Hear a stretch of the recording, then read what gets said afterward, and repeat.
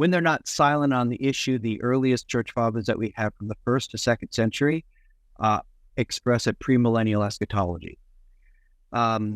There is no primary source, no explicit affirmation of an amillennial, or definitely not postmillennial, which comes way, way later in church history, eschatology, except, and I'm not trying to guilt by association amillennialism. The Valentinian Gnosticism does express, a spiritual form of a realized eschatology, but they deny resurrection and all kinds of other, they have bigger problems. This is the Bible Sojourner, where we discuss issues related to the Bible, theology, and culture. I'm your host, Peter Gaiman, professor of Old Testament and Biblical Languages at Shepherd's Theological Seminary. Shalom and welcome. Thanks for joining. Welcome back to another episode of the Bible Sojourner. I'm really excited because today we have a very special guest. Michael Svigel from Dallas Theological Seminary is here, and we're going to talk about eschatology in the church fathers in very early church history, maybe come up with some things you haven't heard before. And I just want to, as is usual, give Dr. Svigel a chance to introduce himself, tell us a little bit about himself. So, Michael, welcome to the program. Please tell us a little bit about yourself. Thanks for having me. Yeah, my name is Mike Svigel. You said it right. Congratulations. Awesome. Good. I'm glad. I did my research. Good. Hey, so I am a professor, as you mentioned, at Dallas Seminary. I've been here 18 years. I'm the chair of the Theological Studies department here, where we cover systematic theology and historical theology. And as you mentioned, the book came out, Fathers on the Future, which intersects two of my passions, which is eschatology as well as patristic studies. So in my more academic life, I'm a patristic scholar, primarily early church, apostolic fathers, 2nd century is my main area of focus. That's great. Now, we were chatting just before we started recording, and there's something that has made you one of my favorite professors so far, and that's because you are from northern Minnesota, and we actually have a contingent of listeners from northern Minnesota because I also hail from northern Minnesota. So tell us a little bit about what brought you from Minnesota to Dallas. In fact, we're from the same county, from Itasca County. Which is rare. There's not too many people that live there. And it's hard to escape, to be honest. I'm surprised that we actually made it out. I used to joke that in my hometown, I used to turn all the one-way signs inward to keep people from leaving. But the Iron Range, very few people know what that is. But we're from Minnesota. I actually left to go to college, went to Cairn University, was Philadelphia College of Bible at the time, out in Pennsylvania, and never actually moved back. So I've been gone since 1992. Been up there visiting a lot of times. Still have relatives up there. But yeah, it's good to see that you've made it out and survived. Yeah, well, I always tell people Minnesota is one of it's a very special place. It is. It's if you survive winters there, you know that you have accomplished something many people haven't. Yeah, and exactly. It's wonderful. It's wonderful in the summer. Winters are pretty brutal, as you know. Yeah, I remember walking outdoors in the winter, and if my hair was wet at all, it would freeze. And that's right. Is incredible. But it was nice having lakes. I had 5 lakes within walking distance of my home that I could fish, and it's wonderful if you like outdoors. So yeah, it's beautiful. Definitely God's country in many ways. Now, you mentioned the fact that you just finished writing a book, and I have a copy here that the publisher was kind enough to send me, The Fathers on the Future. So I've paged through it and looked. I'm just really excited that this book is out now. It's just released this week, hot off the press. People can pick up their copies where books are sold.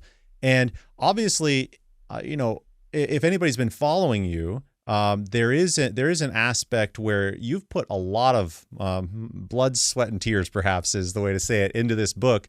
And it was actually very significant. I think I remember when you turned it into the publisher, you said, it was almost double the current size. Yep. And, you've actually done some really neat things about how, even though you've made the book shorter, you've kept all the material. You want to just say how there's a companion website and talk to us a little bit about that? Yeah, the companion website was planned from the beginning. So it wasn't just, I have all this extra material, let's dump it somewhere. So it was always intended that the book itself is written at about I say an intermediate level. You can't just fly through it. You do have to read through it and work through it. But a lot of the more academic, scholarly, materials with lots of footnotes and technical discussions, I always plan on putting those on the website as PDF, downloadable PDFs for free. So it's a whole bunch of additional material. I think it's like 29 online excursions.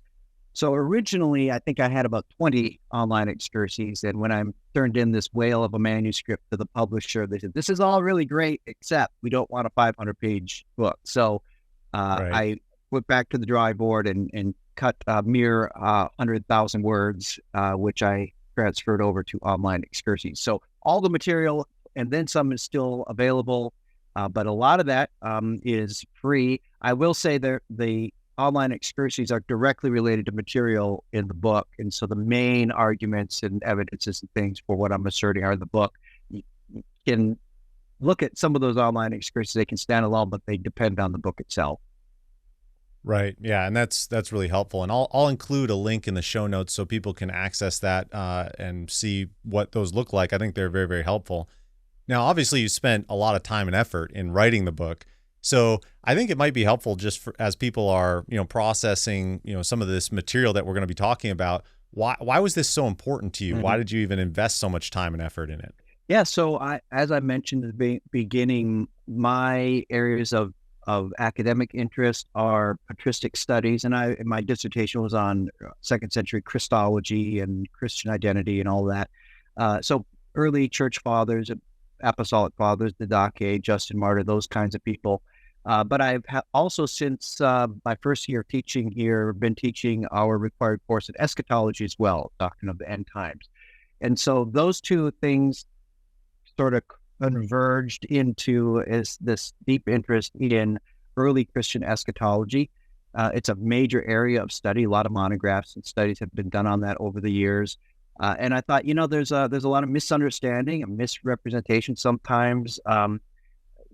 There's a lot of what we call vested scholarship, trying to say, well, the fathers were this or the fathers were that, when maybe they aren't, or things are a little more complicated than that. I thought, I've always meant to do something, speak into that field, both of eschatology and patristic studies, and this gives me an opportunity to do that. So it's even though, it's clear that a lot of work was put into it. A lot of the work, though, is a product of about 20 years, 25 years, really, of research writing, publishing, journal articles, paper presentations, teaching notes. So it's kind of I'm not going to say it's my magnum opus, because I don't want my career to end with it, but it is definitely the result of a lot of many, many years rather than many hours of work. That makes sense. And we also don't want your career to end just yet. So we'd love to see some more work that you put out. Now, I guess, this is a perfect opportunity to ask questions about some of the conclusions or insights that you've gleaned throughout all these years. And that's one of the things that I appreciate, is that in many ways, we're not just talking about the material in the book, although there's a lot to be said in there, but even just some of the things that you've studied throughout the years.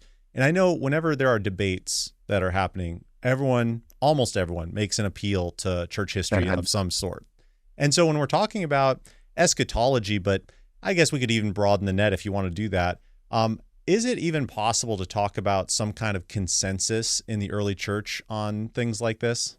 Yeah, so it is, but you can actually discern a consensus and even an unbroken, everywhere, always by all perspective on all of church history, that the list of things, doctrines, and practices that actually measure up to that kind of standard is pretty small, but they're very weighty things. So the churches always believe in the deity and humanity of Christ and his atoning death and resurrection and his second coming. Basically what we read in the Apostles' Creed or the Nicene Creed, these are the kinds of things, but those aren't the things we're arguing about, except with cult members and false religions, right?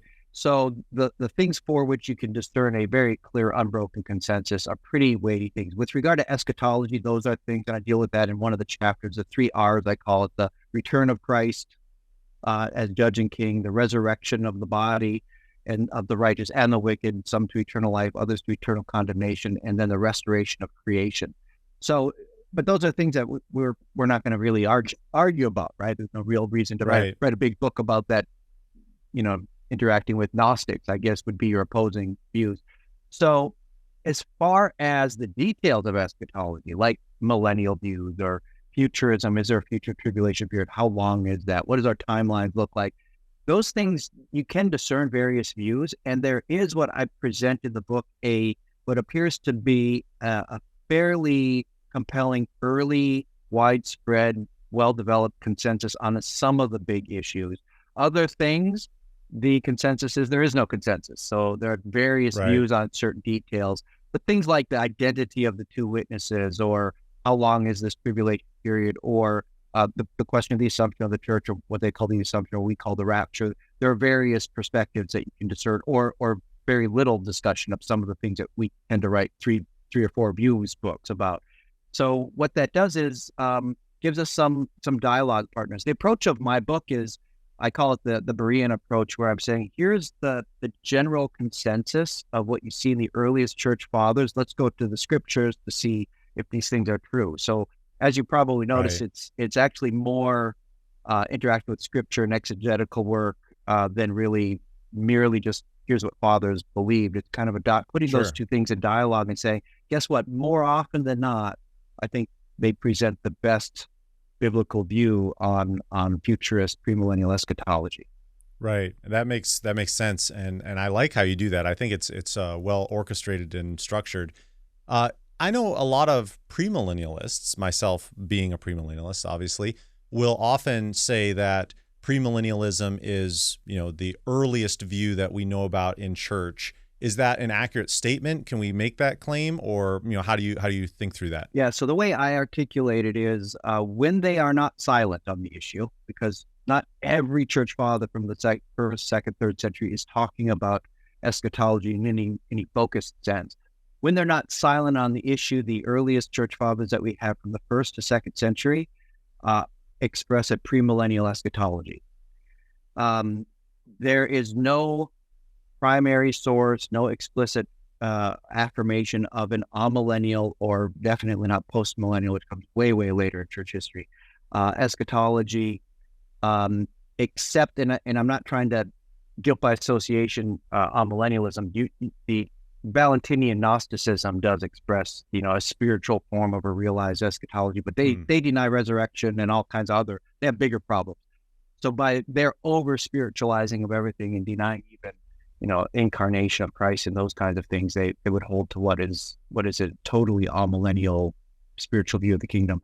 But as far as Orthodox Christians who hold to a spiritual realized eschatology where the millennium is now, you don't really see any explicit affirmations of that until the third century. So I say that because just because we can't find it doesn't mean there weren't people on the ground who held it. We have no positive evidence of it, whereas we have a lot of evidence of widespread church fathers who affirmed a form of premillennialism.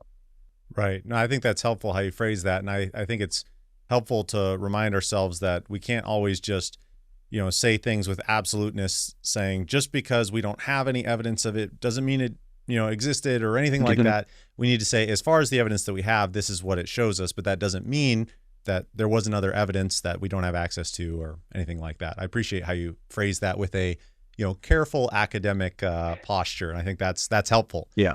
Maybe something that would be helpful to talk about with regard to that is, obviously, we have some early evidence of kind of a premillennial view, at least how we would label it. And could you talk to us a little bit about how, maybe the consensus in church history kind of shifts from that? And obviously, we see the arrival and then really just the dominance of an amillennial kind of perspective. So could you walk us through a little bit how that maybe even arises and then becomes so popular? Yeah. So obviously, surely, because we can't get into all of the details that's in the book, as well as online excursions on fathersonthefuture.com. But the earliest articulation of what is likely a premillennial perspective comes from a first century text called the Didache. And even though we're missing the ending, there's enough there that we can surmise it probably held to a premillennial eschatology. Very explicitly, the late first or early second century Epistle of Barnabas is without question premillennial. Christ returns, and then the Sabbath rest begins. Then you start getting into Papias of Hierapolis, Justin Martyr, Apollinaris of Hierapolis, Irenaeus of Lyon, which figures very prominently as a second century voice because he's just written so much about it. We could draw an eschatological chart based on what he's presented in his Against Heresies. And so as far as hints of amillennialism, I said there's no first primary source that expresses explicitly an amillennial perspective in the second century, but you do have possible, and this is debated among scholars, whether Irenaeus and Justin are referring to an orthodox form of eschatology that denies a literal millennial kingdom. And that's Justin around the year 150, Irenaeus around the year 170, 180, refer to others who are reckoned among the Orthodox who have a different view. The problem is scholars debate whether they're talking about amillennialists or a different form of premillennialism that don't take the restoration passages with regard to Israel and Jerusalem, etc., literally. So there's debate even whether that is actually evidence of amillennialism or not. And in the book, I discuss scholars, patristic scholars who are, non-vested in the outcome of the research, arguing whether this is referring really to amillennialism or not. But reading the evidence in a way that is least favorable to my own view, we could just say there are hints of possible amillennial Orthodox Christians in the late second century. We don't know who they are. But even then, Justin says, but we who are right-minded Christians at all points hold to, a literal 1,000 years where Jerusalem will be rebuilt, etc. And Irenaeus even says that those people have been influenced by the heretics, their views of over-spiritualizing. So it's not a really awesome first showing for amillennial eschatology, but by the time you get to the third century, Origen of Alexandria is the first really explicit anti-Chiliast or anti-premillennialist who presents a very spiritual form of a right now realized spiritual kingdom. Probably his teacher, Clement of Alexandria, second to third century, also held that, but he doesn't address it specifically enough to be positive.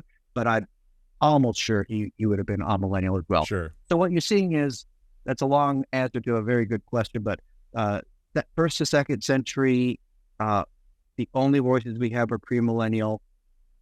Possibly late second century, definitely early third century, begin to see amillennialism.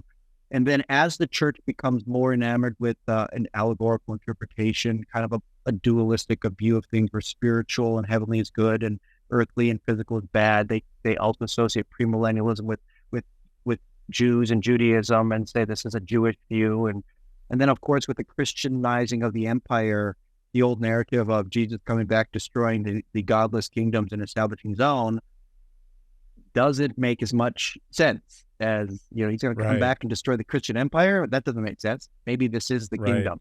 So this more likely, more willingness to see the present Christendom and the success of the gospel as a manifestation of the spiritual kingdom, more or less displaces a premillennial eschatology. Oh, that's really helpful. And I can tell that you have addressed these things multiple times in your classes and in the book. You well thought out answer on that. Appreciate that.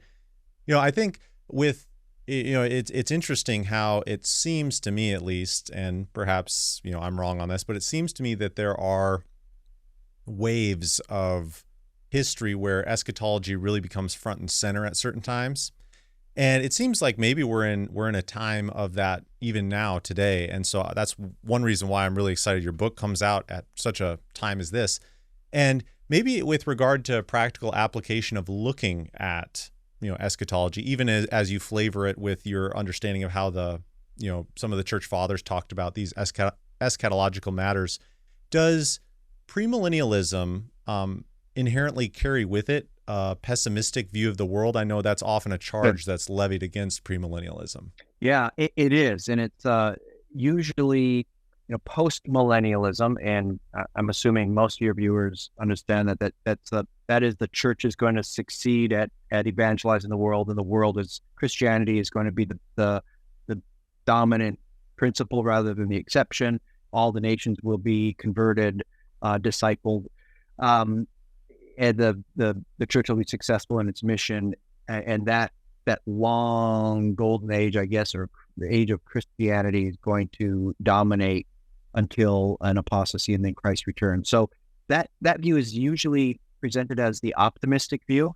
That is, we're optimistic about the success of the gospel, and we're going to establish the kingdom, in a sense, in this world by some means, and various forms of postmillennialism have various means of accomplishing that.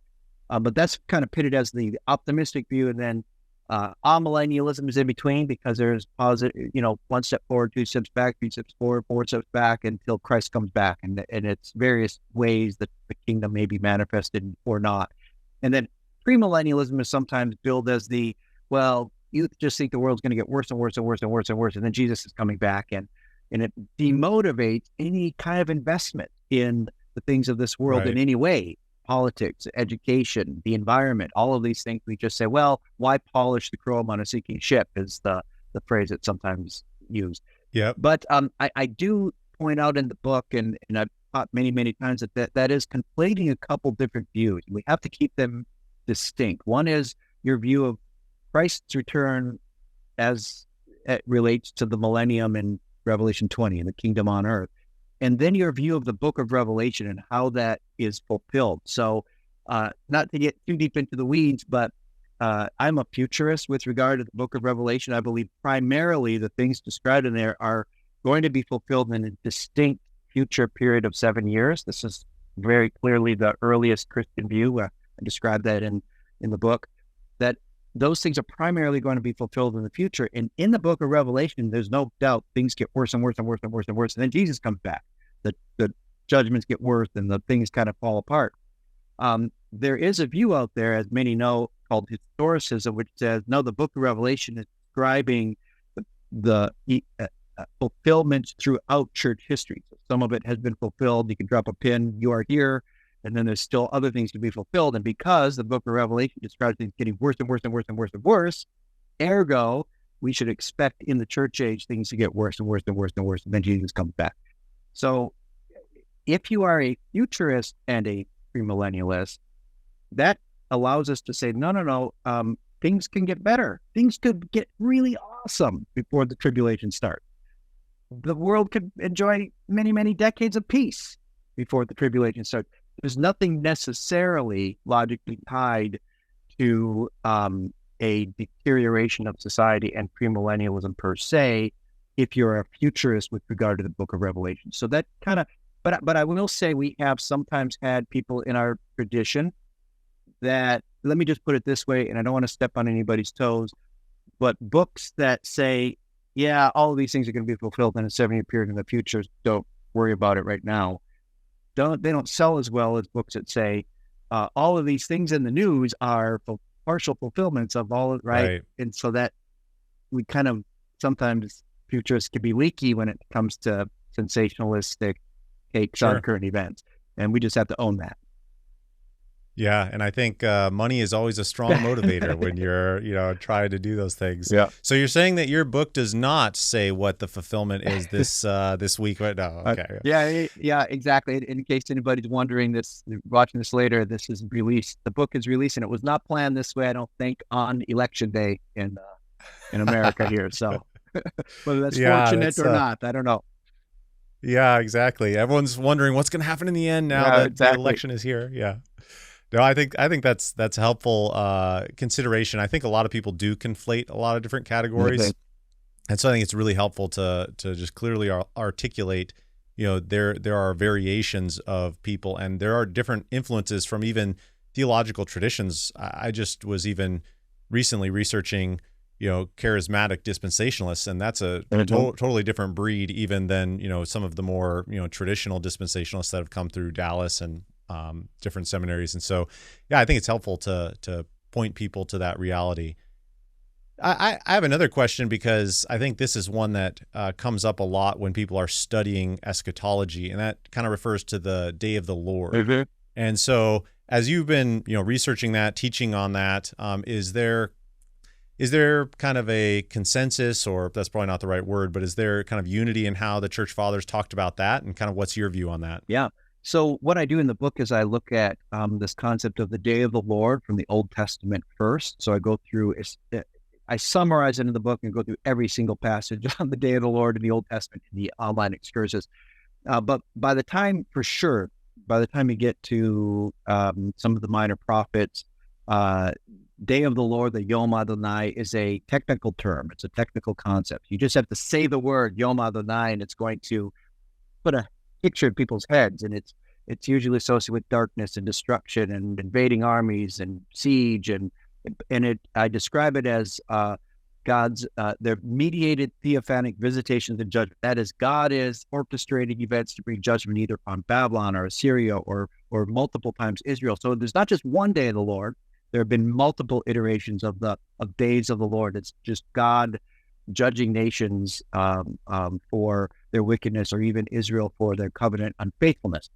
And that same thing holds through the intertestamental period. And then when you get to the New Testament, the term is used, the day of the Lord, much of the time in its ultimate sense. So I say, even though there are many days of the Lord throughout history, or what we call days of wrath or tribulations, or we can call them whatever you want, by the time you get to the New Testament, and even in the Old, you have this ultimate capital D day of the Lord that's going to be coming one day. And in the Old as well as New Testaments, it's always a prolonged period of time. It's not ever a single 24-hour period. It's always a period, usually multiple months, if not years. Some historic fulfillments of judgments that were prophesied in the prophets will last 5-10 years, even with the siege of a city, etc. So we're talking about a pretty long, involved period.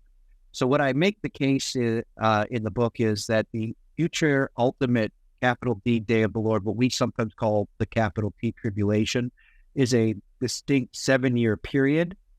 Actually, the earliest church fathers understood that the chronological indicators in Revelation, literally, the 3.5 years of two witnesses in the beginning, and then the 3.5 years or 42 months of the beast and the false prophet in the second half, constituting 7 years.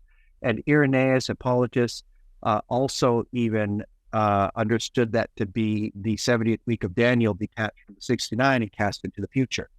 So they read Matthew 24 and 2 Thessalonians 2 and Daniel 7 and Daniel 9, the rest of Daniel, and Revelation 13, all together as constituting this future 7-year tribulation period. So there's a lot of continuity, even when premillennialism falls out and a kind of a detailed understanding of a 7-year tribulation falls out of favor with amillennialism.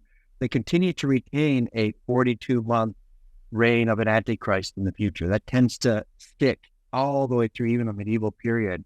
So there's some of those things that are kind of in major continuity, but the earliest consensus, it seems, at least the earliest interpretation of antichrist and tribulation and day of the Lord, is a literal antichrist, literal two witnesses, 7-year period, which is Daniel's 70th week. Yeah, that's very fascinating. Actually, as you were talking, I had a follow-up question on that for, I'm just trying to think about it even from the viewpoint of my post-millennial brethren who would take more of a preterist approach. Is there any indication, I don't know if you've come across this, is there any indication in any of the early church history where church fathers viewed the 70 AD scenario as the day of the Lord, maybe not the final day of the Lord, but maybe as a picture of the day of the Lord or something like that? Yeah, that's actually pretty common. They would understand that as one of the days of the Lord. And in fact, most people today, even most dispensationalists, futurists that I know, would say elements of the Olivet Discourse had a near fulfillment scope. I mean, I had Charles Ryrie years ago for Eschatology. He said some of the things in the Olivet Discourse were fulfilled in the first century, but others are awaiting a future fulfillment. And that was a very common view in the early church. So you might call that a very, very mild partial preterist in a sense. Some things fulfilled early, or maybe a dual fulfillment idea. But there's nobody in the early church, second century, that look back and say, oh, that was completely fulfilled. It was all fulfilled in the first century with the destruction of the temple. What they might say is, when these things are going to be fulfilled, it'll be kind of like what happened there. So there's going to be another one. So the early church fathers were open to ideas of partial fulfillment or typological reiterative kind of fulfillment, pattern fulfillment. And you have those views floating around futurists and premillennialists even today. There are a lot of ways of looking at those things. So I say, I don't think it's helpful to say the first century destruction of the temple and all of these has no eschatological significance. Sure. But you can also say it's not just, that's not the end of it. It's a ... and there's going to be an ultimate capital D day of the Lord yet to come. Well, one of the things that dispensationalists especially get, slapped around for these days is belief in a pre-tribulation rapture. Yeah. And, as you've kind of assessed the eschatological world and assessed kind of the history and progression of thought, why is it that has really become such a sticking point for people and it's really viewed as such a negative thing now? Why is it declined so rapidly over the last few decades? So part of it is it's called new or novel, that nobody ever believed in it ever in until the 19th century or anything like it. And so novelty, and I kind of do feel in my method, anything that's new doesn't mean it's not true, but it does bear the burden of proof, right? Sure. And this is part of the argument of the book, is the earliest view kind of is the default. The one who wants to challenge it has the burden of proof, sure, which can be met, but you have to kind of establish that in any kind of discussion, who has the burden of proof to make their case. And with regard to what the early fathers actually called the assumption of the church, or the rapture, what we call the rapture, I'm going to be totally honest, because it is such a hot button topic and for some reason ruffles people's feathers so much. I mean, in an eschatological chart, there's so many things you can agree on, and then that one little issue where you place that arrow caused so much trouble and conflict that I almost was tempted to not even deal with it in the book and just deal with it some other time. But because Irenaeus of Lyon, who is my major dialogue partner in the early church, talks about it, and it kind of serves a purpose in his eschatology, I had to deal with it. So I do deal with it. I have a chapter in the book on Irenaeus and the assumption of the church. And then actually in the online excursions, there's a much more deeper, detailed interaction with the Latin and Greek texts and all kinds of issues there that is more for expert treatment of it. So I do deal with it, and I would say the reality is they're remarkably quiet on the issue early on. It's almost like they're not asking that question. What about the rapture? What about the timing of the rapture? But it's not non-existent. Sometimes people call themselves a historic premillennialist, and what they mean is, well, I hold to the view of the early church of premillennialism without a pre-trib rapture or something like this. Well, that's an oversimplification of the matter. And I make a case in the book that Irenaeus held to something like a pre-tribulation rapture, but because of the way he viewed his soteriology and his view of the church as his ecclesiology, what he held ends up looking more like what we might call a partial pre-tribulation rapture, that not the whole church is going to necessarily be rescued from the coming day of the Lord, but a portion of it that is repentant, ready, not double-minded, and what he called the spiritual ones. And so I make a case for that. It's not my view, because I have I'm far more Calvinistic in my soteriology, which means you're either saved or you're not. You're regenerate or not. You're not on this journey, and they're more spiritual or less spiritual. It's not my view, but it was Irenaeus' view, and frankly, it is a lot of evangelical views out there. So Calvinist view is not the only view out there. So you have to read the book to see what I mean by that. But what it does is it says, look, the issue of the rapture, the timing of the rapture as it relates to future tribulation, is not a issue that's heavily discussed in the first few centuries. And by the time, somebody might, premillennialism and futurism falls out of favor anyway. So it's not an issue that's really addressed until really the reestablishment of a futurist premillennial eschatology with the tribulation. Then and only then can you actually ask the question of where does this catching up or something of the church. If you don't hold to a future tribulation, asking when is the rapture going to happen relative to a future tribulation makes no sense. It's like playing pin the tail on the donkey with no donkey. You have nowhere to put the rapture, right? So it has fallen out. I think you asked the question, why did it fall out in the last, I say about 100 years? And I think, to be honest, I don't like to be mean to my own tradition, but I think we haven't done a really good job at addressing the issue at a scholarly academic level in addressing the new complaints and concerns and questions and criticisms. We've been basically repackaging and reselling the same popular level end times book with the same 5 or 6 arguments that don't really address the real legitimate criticisms. And so the book tries to do that, presents classic arguments. I do present a chapter there, and I'll just tease it, an exegetical argument, actually the original exegetical argument from the 19th century that has kind of been abandoned and forgotten. And I'm going to throw it out there, going to try to pique some interest, and I'm going to say, given 4 presuppositions, it is an irrefutable argument for the pre-tribulation rapture. So we'll leave that up to the readers to. Yeah, you just made us salivate there. There you go. That's great. No, I appreciate that. And I think, especially your point about how I think over the last 4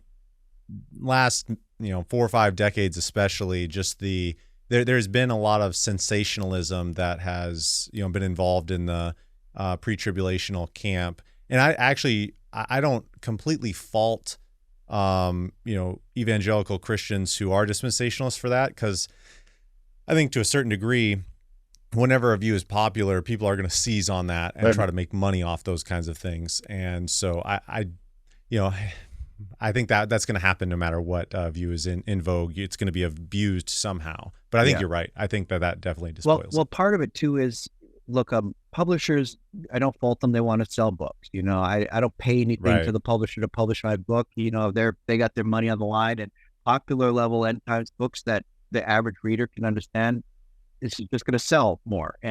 But what happens unintentionally is, if all we are premillennial futurists, pre-tribulationists are writing is popular level end times books, because that's what publishers want to sell, want to publish, it gives the impression that a scholarly academic treatment of this topic cannot be made, right?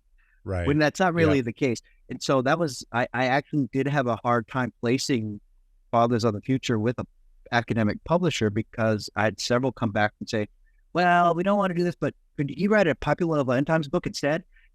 Wow. And I said, well, we got enough of those, and they have a place. And I even say that up front. There's a place for books like that, and I'm, I might even write one that is a little bit more for popular consumption. My poor wife made it chapter 8 of Fathers on the Future, and I think she gave up.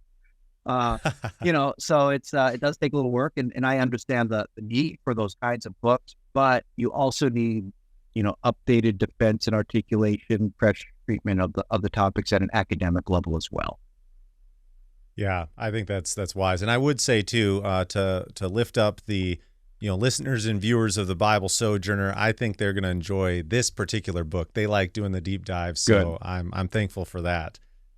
Now, as you write the book, you conclude in kind of an interesting way. You call the reader, and really just a general call to Christians, to remember the future, which is kind of an interesting way to phrase it. So why do you do that? Why do you say remember the future? Yeah, I actually took that from a little quote from Tertullian of Carthage. He, in his Ad Scapulum, he actually says that he's reminding his readers that judgment is coming, and that should influence the way we live today. So he says, remember the future. Don't forget that there's going to be an accounting. And I think I'm going to tell you right now, that was the original title of the book, Remembering the Future.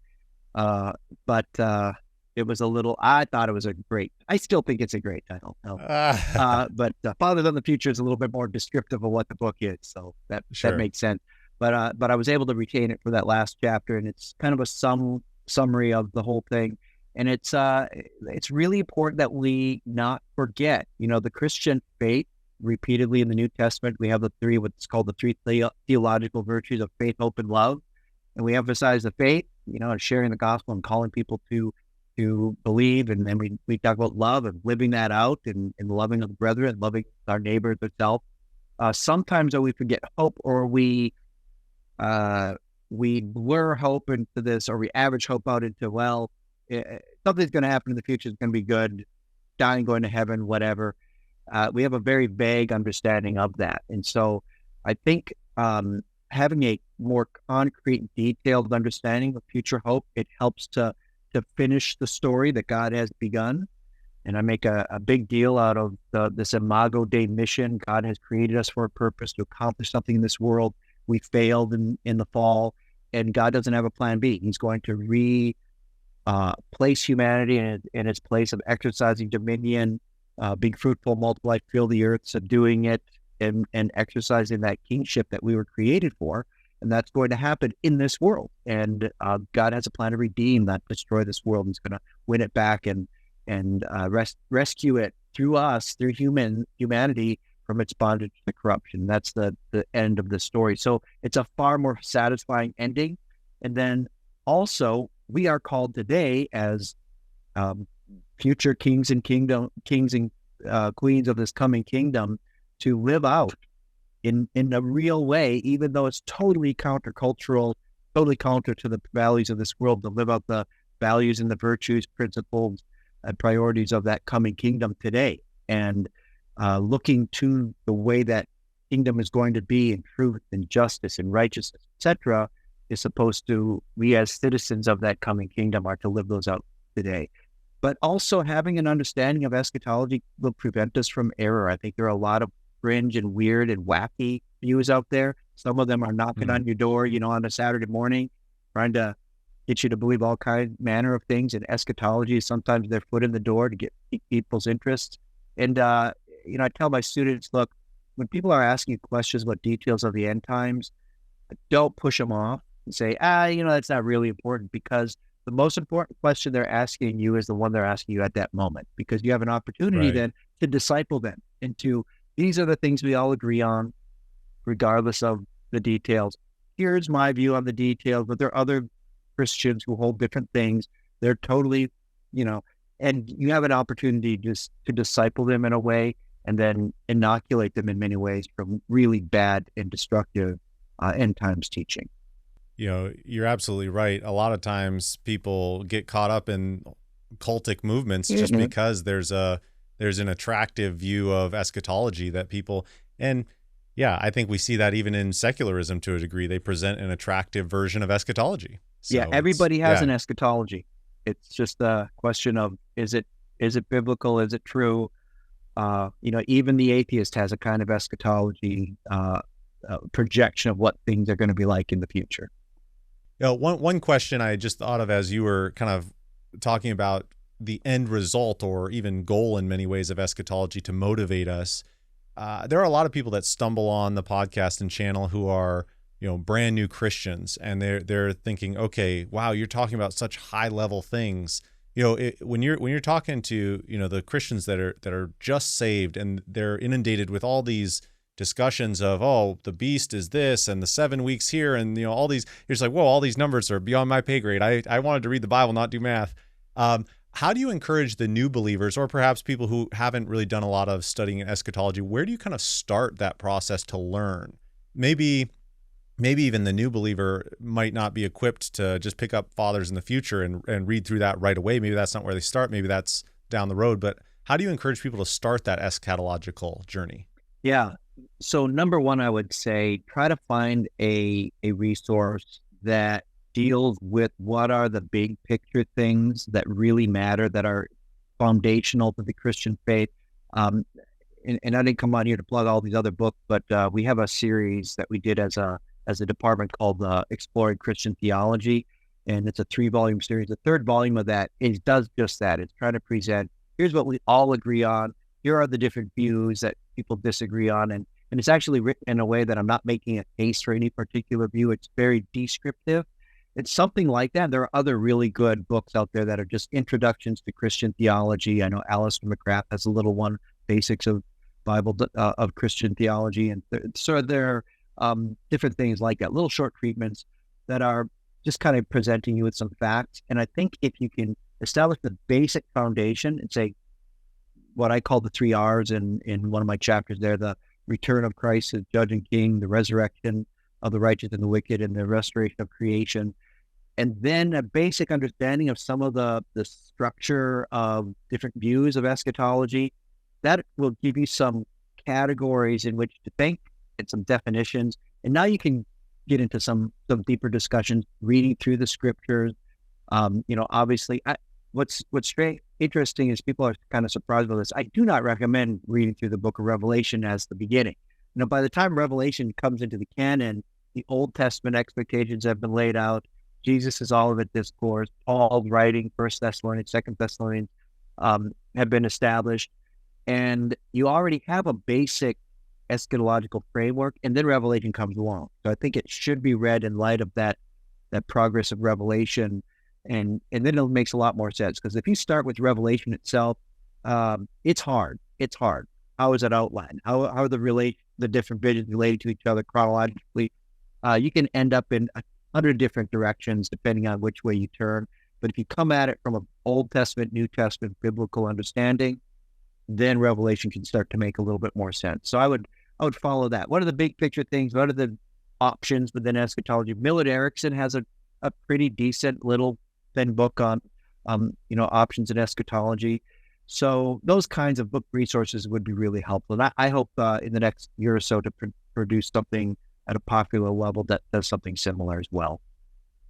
Oh, definitely look forward to that. I must say, I really appreciate you making that note about Revelation, because I can't tell you how many times I've been in a Bible study where somebody says, we need to study the end times. Let's go to Revelation. And it's just like, wait a second. We need to, pull the reins just a little bit here. There's actually quite a few things we need to get down first before we get there. Otherwise, you are going to be out to lunch, trying to figure that out. So I really appreciate you saying that. And the other thing that, just for people that are listening too, you are free to disagree with me, but one of the things that I always encourage people to understand too is to have a really good understanding of just how we read the Bible as well. And I think you appeal to this, like in your book, just talking, and in the interview you mentioned, the spiritualization or allegorization kind of hermeneutic that becomes popular with Origen and throughout church history then. And I think sometimes people are really helped by an understanding of there are different ways that people have advocated reading scripture. Does that make sense to you? I think that's helpful to talk about that. Yeah, I do. I think, it becomes really obvious in the book as I'm dealing with key passages of scripture, and even when I'm doing biblical surveys, I hold to, I do believe there's figures of speech and imagery and symbolism, and especially apocalyptic visions are, he's seeing this symbolic vision that has a real reference though in real fulfillment, right? So with a few basic understandings of how these various genres work, following what we call a historical, grammatical, literary hermeneutic, makes the best sense to me. I don't know how else to read the Bible, except this is what God is saying. Israel refers to Israel, and this land with these boundaries referred to this land and these boundaries. I don't know how else to read scripture without feeling like I'm cheating constantly and being fairly arbitrary. And you see this in the early church. Now they do maybe do a little more typology. They're definitely more willing and eager to draw spiritual applications and things. So where Paul says, the Exodus narrative, he says these things happened as examples for us and were written down for our instruction. He's not denying that they literally happened. He's saying now we can learn lessons and apply them to the church today. Right. The church fathers did the same thing with eschatology. They say these things will happen literally in the future, but also they're written down for our instruction. We can draw application to them to us today. Like there will be a literal Revelation 13 beast coming out of the sea, reigning over this world in destruction and deception. Oh, and we can draw spiritual application to the church today because it teaches us Satan's wiles and his methods. And there are many antichrists in the world today that are going to be like that future antichrist. So taking the Bible at face value, a historical, grammatical, what we may call literal hermeneutic, doesn't mean you can't draw a spiritual application from it. It means the meaning is not some sort of a spiritualized, the words don't actually mean what they mean approach, which if people deny that was actually happening in history of the church, I urge people to find Eusebius's commentary on the book of Isaiah and read through that. You will be shocked. You'll be like, how in the world does he get that out of that text? And nobody knows. It's a great mystery. It's definitely not what Isaiah meant, but it dominated biblical interpretation for a solid millennium. And wow. And I say we got to be a little bit more thoughtful about what did the Bible really mean to say to its original authors, and what does that mean for us today? I think that's really crucial. One thing I like to ask authors, obviously you mentioned that this has been kind of a cumulative study that you've gone through in teaching and, writing articles and all of that. But even so, when you're preparing it in book form, you're thinking about things in fresh ways and kind of assessing things because you have to package it in a concise, readable format. So I guess as you were packaging this in the book and writing it down, was there any like big surprise? Did you change your view on anything, or did you come across something that you just didn't know and you were just super excited to find that, or some kind of fresh insight? Yeah, when you're dealing with all of the nuts and bolts or the weeds of an issue, it's sometimes easy to lose sight of the big picture. And I was actually, it was refreshing to realize how pastoral these writers were in the early church, and how they were not studying and writing about these things so that they'd have better end times charts. They were really addressing these things against false teaching that had deep implications for our lives today. You had the Gnostics who were over spiritualizing everything, downplaying the physical, and that was leading to a neglect of physical needs, neglect of the poor, the hungry, etc. Because who cares about this world when all we really need to do is escape from this world and die, go to heaven? And Irenaeus especially was saying, no. The physical body and this physical world, even this world today that we're living in, is important because God has placed his stamp of approval on this physical creation that has fallen into sin.